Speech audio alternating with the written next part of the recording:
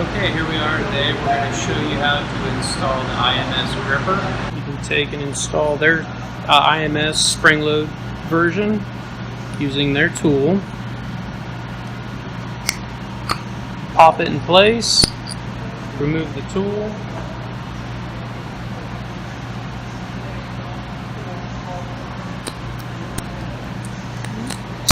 pop the fingers in there.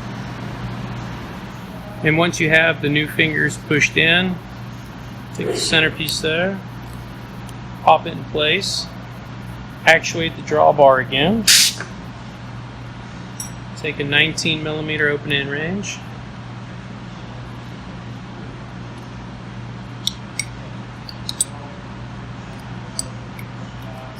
and screw it down to 10.5mm in this application, or 314 thousandths. We got a ways to go.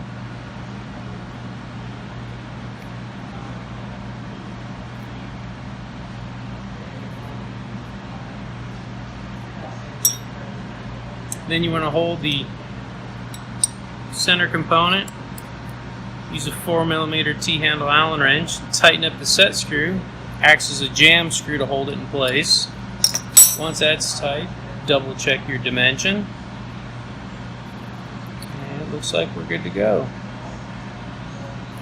And then use a dynamometer. Double check your pull force.